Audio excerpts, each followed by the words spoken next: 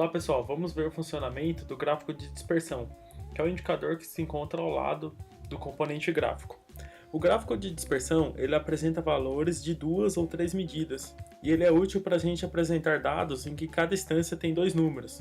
Por exemplo, a relação entre valor e quantidade por algum argumento. Nesse caso aqui, eu fiz a relação entre o valor e a quantidade do campo de vendas.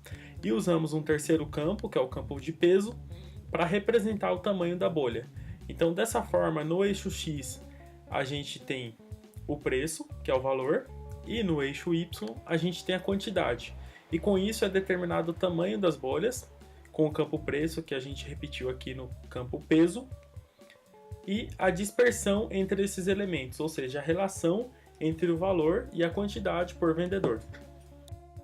Vou apagar o gráfico que já existe aqui. Clicamos no gráfico de dispersão.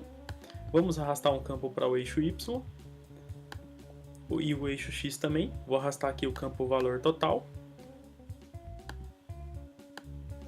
para o eixo Y e no eixo X vamos colocar o campo quantidade. Reparem que até agora a gente só tem uma bolinha representando esses dois valores. Vamos arrastar um campo para o argumento, arrastei o campo ramo.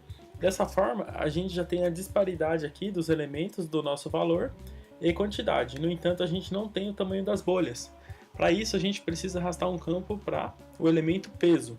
Ou a gente arrasta um dos mesmos campos que a gente já utilizou ou um outro campo. No caso aqui, vamos arrastar o campo de valor para o peso e a gente já tem a dispersão entre os elementos com a relação da quantidade e o valor por ramo.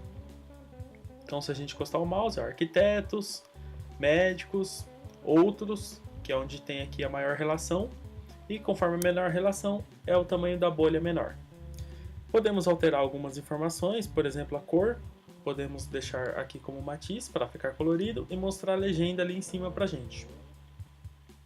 Na aba Estilo e Layout, a gente consegue alterar as cores e conseguimos clicar em rótulos de ponto.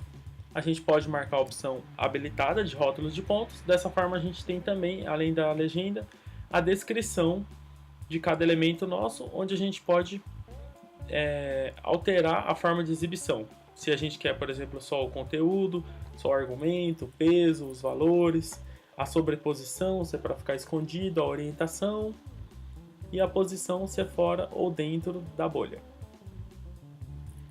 No caso a gente queira apresentar o argumento e valores, marcamos o argumento e valores, o sistema vai demonstrar o argumento com todos os valores ou somente o argumento e peso, por exemplo. Obrigado e até logo!